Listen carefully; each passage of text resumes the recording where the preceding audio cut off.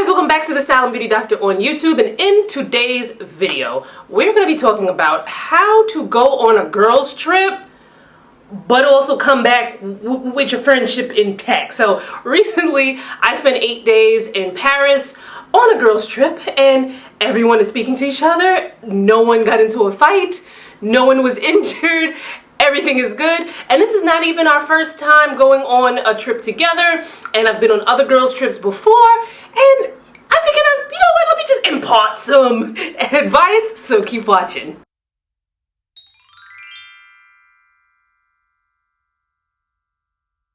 Alright, so girls' trip. Not the movie. Number one, everyone needs a role. Now, that role that you take on is going to be dependent upon your personality and, you know, what your strengths are. So, for instance, Monroe Steele, she has a YouTube channel here. Make sure you check out her channel. But Monroe is very much the planner. So, this trip she planned, she made an itinerary, she made a schedule, and she was very, like, that's her thing. That's what she likes to do. Also, make sure you check out Monroe's blog because she's already done a blog post on the Girlfriend's Guide to Paris where she lists places that she suggests you should stay, you should eat, you should go, you should do, yada yada. Make sure you check that out. It's a magnificent blog post. She also did the same thing when we went to Tulum in May because the same group of people, we also went to Tulum in May. And I'm kind of feeling like this group travel thing might be a thing, but we'll talk about that later in the video. So Monroe's role is very much the planner. So I am not really a planner. I'm more of a, you know, okay, you want to do that? All right, let's do it. Like, I'm more of a, you know, go with the flow kind of person. If we go on a trip together, I will do whatever you want me to do, go wherever you want me to go, as long as, one, I'm not hungry, and two, my feet don't hurt. So as long as I have on comfortable shoes and I have been fed, I will go with the flow and I will do whatever that is. I don't know what you would call my role in this trip, but I try to be like accommodating and agreeable. I don't know what you would call that kind of role. Our first official morning, I cooked breakfast. I cooked breakfast twice actually, because we didn't really have time to like be eating in the house because we had a lot of things that we needed to do.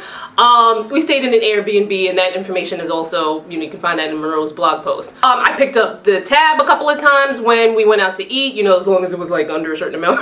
I picked up the tab. So I was just more of like I don't even know what you would call my role. Leave me a comment below what you would call the type of role that I played on this trip. But I think you get the gist of what I'm saying. So everyone needs a particular type of role, and it's important that not everyone has the same role, because then that's where I feel like conflict and things can clash. So since Monroe was the one who was the planner and the rest of us weren't, there was no conflict between, like, if we had two planners and one planner wanted to do this and the other planner wanted to do that, and it was kind of like this, and then everyone else is like, ah. So assign roles. Everyone has a role.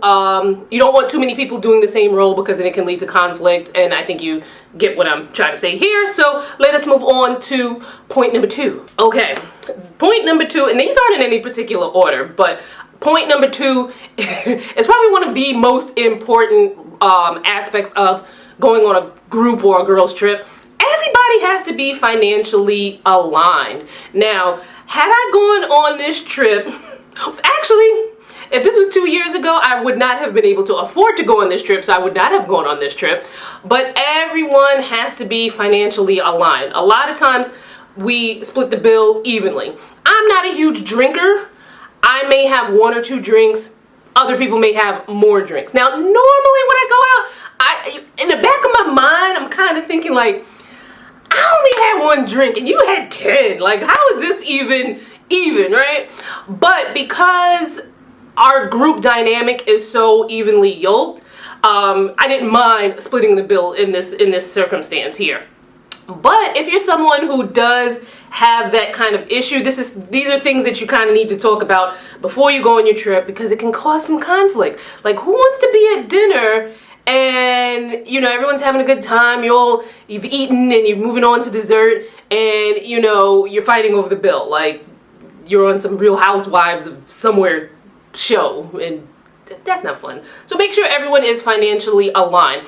That's not to say that if you're on a budget you shouldn't go on a girls trip, but these are things that you might want to communicate up front and, just let it be known so there's not like any awkward situations on the trip. Point number three. Point number three, get ready to do some serious compromising, because if you don't compromise, if you come on a trip being all selfish, it is going to be calamity. And you do not want calamity, you want calmness, you want zen on your trip. So here's an example of compromise on this trip. So my adapter makes a lot of noise, and I forgot that it makes a lot of noise. The last couple of foreign countries I've been to have had the same current as we do in the US. I have not needed to use an adapter on a overseas trip in probably maybe 2 years.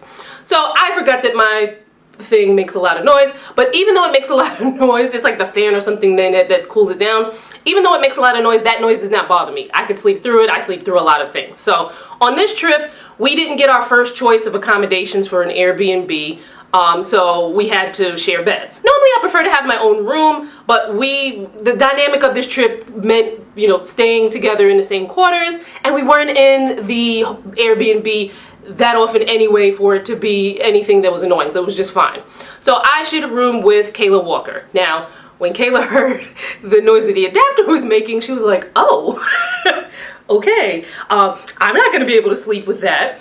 And I was like, I felt so bad, but here's how we compromised. So Kayla had her own adapters, so she let me use all of her adapters, and then we put my noisy adapter in another room where it wasn't bothering anyone, and then the people who were in the room where the adapter noise wasn't bothering them, they didn't have an adapter, so they were happy to use my adapter, and everyone lived happily ever after. But no. Well, yeah, we did live happily ever after, but important thing, compromise is so important when you're going to do group travel, because otherwise, again, you wind up being the Real Housewives of whatever city, fighting, not even like a regular episode, at the reunion, because the fights at the reunion are like 10 times bigger than the fights during the season. Okay, so point number 4, super important as well. Well, all of these are super important, but I just wanted to say this one's super important. But everyone has to have a good attitude and be open to trying new things. Now, if you're someone who has a short temper, things upset you very quickly, you hold grudges very easily and for a long time, you might not want to go on a group trip. Having a good attitude goes a long way. Now there were some not so nice things that I'm going to tell you in another video, storytime video, that happened to us in Paris, that had we, people were upset about it, but had we not all, all together had good attitudes about it, it could have made a bad situation even worse. So it's super important to have a good attitude, be open to trying new things, and understanding that you're not the only, you can't be selfish, understanding that you're not the only one on a trip. I can't remember who said it. I think it was my friend Janae from Hilo Lux, who also has a YouTube channel. Make sure you follow her YouTube. I'll have her link in the description box, as well as all my other lovely ladies that went on the trip. I'll have their information in the description box, so check them out and follow them. But I believe it was Janae who said something, I can't remember where we were, but I think it was me, Janae, and Kayla. Kayla wanted to stop in someplace, and Kayla was like, oh, do you think it's okay if I stopped here? And I'm sorry if it took too long. She was like, oh, saying that. And Janae was like, girl, no, this is your trip too. And that was just like such a great thing to say, because you have to realize that when you go on a group trip, it's not just your trip, it's the group's trip. So you have to have good attitude and be able to be open to trying new things. And that brings me to number 5, which also kind of goes in with number 4, is that it's also okay to go off and do your own thing. So group trip doesn't necessarily mean that everyone has to do everything at the same time. Sometimes you might want to go off on your own if it's safe, or you might want to venture off maybe by 2s or by 3s, or like smaller groups within the group. It'll be cool. Okay, number 6 is probably a little bit easier said than done, but don't take things personal and try to talk things out reasonably when there's a problem. And, not that this next thing I'm about to say is going to really depend on the severity of the issue, but I've traveled with a lot of different people. Like, I would have to say that I will travel with anyone because I love to travel and I don't want to have to wait until like, you know, the right moment, or this person wants to go but this person can't go, or this person doesn't want to go. Like, I want to go and I'll go with whoever. So there have been times on trips when something that the person that I was traveling with was doing that was getting on my nerves, but I weighed it out in my head.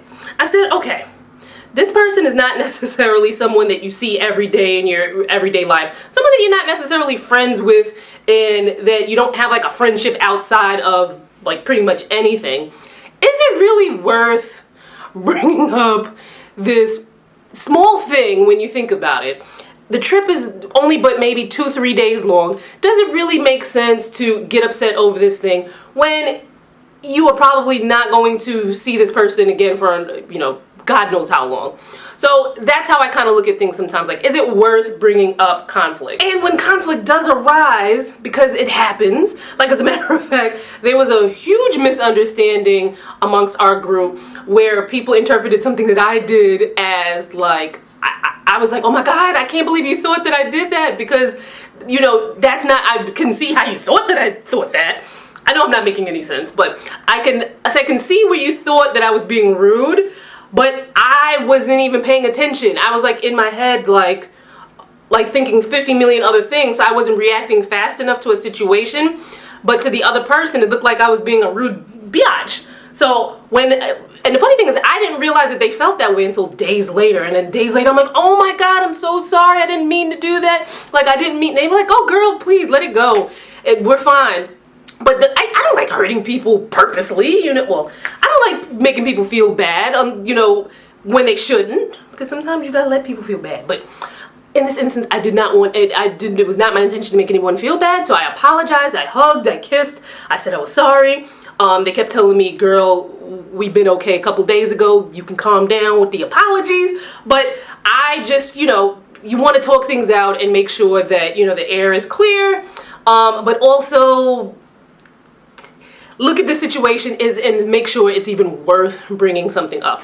Because if you want to bring something up like you took 5 extra minutes in the shower, that's not something that you want to bring up on a trip. It's not worth it. So number 7 is sometimes you can't go on a girls trip with your girls. So this is what I mean by this. So this trip in particular was to capture a lot of content. Now, every single person that was on this trip had a blog, a YouTube channel, an Instagram page. Everybody that was on the trip got it. Like, we understood what it takes to, you know, change outfits, take this picture, get this angle, get that, the other. This trip was a lot about capturing content. I would not impose that level of, you know, capturing content with someone who's not a blogger. So like, for instance, say I went on a trip with a boyfriend who, well, to be quite honest, any boyfriend of mine is going to have to know that you're going to have to roll up your sleeves and put in some work, bruh. But I'm not going to be as like extra with it with like a boyfriend as I would with like blogger friends who really, really get it. Here's another example. So when I first went to Paris a couple years ago, I went with a travel blogger who, you know, she's an amazing person. We had lots of fun. We spent 3 weeks together in Europe. We went to Stockholm. We went to Berlin. We went to Hamburg. Where else did we go? We went to Brussels. We went to Namur. We went to Liège. And then we ended up in Paris. And then after Paris, she met her husband in Italy. We had an amazing time. Like, I would travel with this woman again. But she's not someone who's like all into like the blogger pictures and stuff like that, because her background is more like magazines.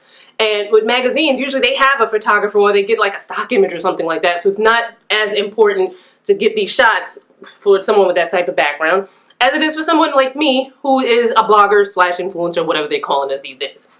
So when we were on our trip, you know, I asked a couple of times to take photos, but I was not about to ruin our good time by being like anal about, oh, can you get this angle? Can you take more pictures? Can you do this? Can you do that? Like, I was like, I'd rather have peace in the trip and no pics than pics and calamity. So sometimes you gotta pick and choose who you're going on these trips with. Now, one thing that I hear a lot of times, like if I'm looking at like the comments on like Soul Society 101's Instagram, or like Travel Noir, or anyone that I follow who travels a lot. A lot of the common comments are like, you know, I would love to travel more, but my friends, either they don't have the time, they don't want to travel, they don't have the money, they don't do this, they don't do that. And to that, I'm like, you might, not to say to go find new friends, but sometimes you need friends, like friends for certain situations. So you might have people that you travel with, and that's something that we got the World Wide Web out here. We have social media. You can find equally yoked people. Like, for instance, I didn't know any of the ladies that I went on this trip with outside of blogging. Like Monroe, I've known Monroe. Ooh, I've known Monroe for a long time.